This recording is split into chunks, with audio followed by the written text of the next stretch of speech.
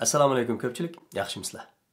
Bugungi bu filmda men menga bir qancha yildan buyon alayda foydasi tekkan bir kitobni sizlar bilan o'rtoqlashib chiqmoqchiman. Bu kitobning ismi Atomic Habits. Ustida Tiny Changes, Remarkable Results degan bir jumlani ko'rsizlar. Ostida an easy and proven way to build good habits and break bad ones. Atomic habits degan so'z Uyg'ur tilida kichik odatlar deb tarjima qilsak bo'ladi. Atom odatlari desak toza degandek tushmasligi mumkin. Ustida uning tiny changes, remarkable results.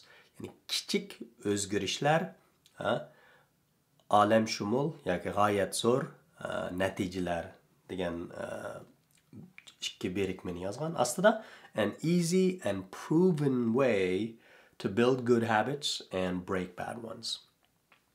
Yaxshi odatlarni turg'izish va nachar odatlarni yo'qotishning oson va isbotlangan usuli degan so'zni degan jumlani bu kitobda bu kitobning asosiy mazmun xarakterida tushuntirgan. Bu kitobning avtori James Clear. Bu kitob 2018-yili nashrdan chiqqan.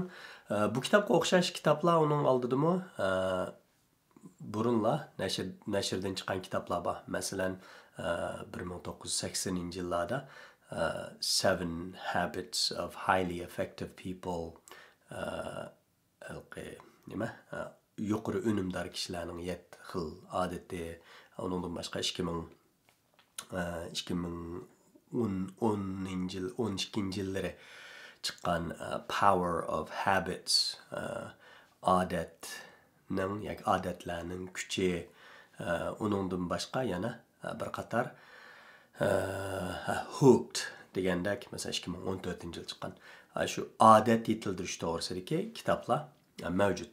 Bu kitob yaqinqi mezgilda chiqqan intayin ilmiy usulda kichik o'zgarishlarni kundalik turmushimizda kichik o'zgarishlarni elib berish orqali, ya'ni odat yetildirish, ya'ni kichik odatlarni yetildirish orqali cho'ng g'albiga erishgili bo'lganligidan iborat bir shundoq haqiqatni yoki reallikni bu kitob intayin ilmiy yo'sinda avtor qadam bosqichli holda tushuntirib bergan yoki tanishtirib bergan. Undan boshqa yana nachar odatlarni qanday qilib hayotimizdan supurib tashlash, yaxshi odatlarni qanday qilib kichikdan tortib yetildirib, uni uzluksiz davomlashtirishning ilmiy usullarini bu kitobda bir-birlab ko'rsatib bergan.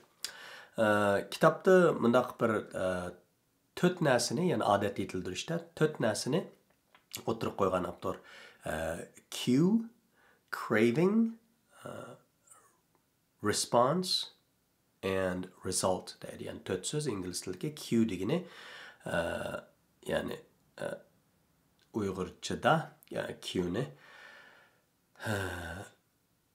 nima deb tarjima qilamiz deganda qo'zg'atqich desak bo'ladi. Qo'zg'atqich, ya'ni bir odatni, bir harakatni qilish uchun bizni qo'zg'atadigan bir narsa kerak deydi shu avtor. Cue kerak, ya'ni qo'zg'atqich. U qo'zg'atqich yetarlikmi deganda undaq emas, uning keyini craving, ya'ni bir xil biz shuningga tashna bo'ladigan, ya'ni tashnaliqmi kerak deydi. Ya'ni qo'zg'atqich paydo bo'lish kerak. Qo'zg'atqich bilan keyindan keladigan tashnaliq bo'lish kerak. Onun için response deydi. Onun için bizninki inkasımız, yani bizning hareketimiz zarur. Onun için en ahırda reward, yani mukafat. Şu hareketni qilsak bizga nima foydasi bor. Bu 4 şu odat yetildirishga 4 muhim omilni avtor intayin ilmiy yo'sinda tushuntirdi. Undan boshqa bu kitobda 4 qonuniyatini, odat yetildirishning 4 qonuniyatini 4 cho'ng bölekke ayırıp muş kitapning 4 cho'ng mazmuni hamda bir-birlab tushuntirib intayin ilmiy nuqtadan tushuntirib bergan. Bu kitobni qayta o'xshamagan joylarini qayta ko'rishga arziydigan ham shu jarayonda o'zimiz hayotimizda kichik o'zgartishlarni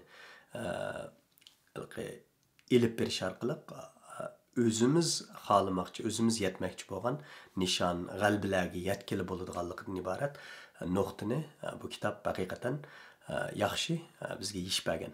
Endi bugun bu kitobni umum jihatdan tushundirgan bo'ldim. Keyingi videolarda, filmlarda ko'pchilik bilan men bayatdan azroq tilga ilib o'tgan bu kitobning 4 muhim bo'laklaridagi asosiy menga ta'sir qilgan nuqtalarni qadam bosqichli holda so'zlab ko'pchilikning foydalanishiga sunmoqchiman.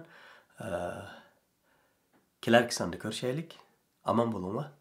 Xayr xo'sh.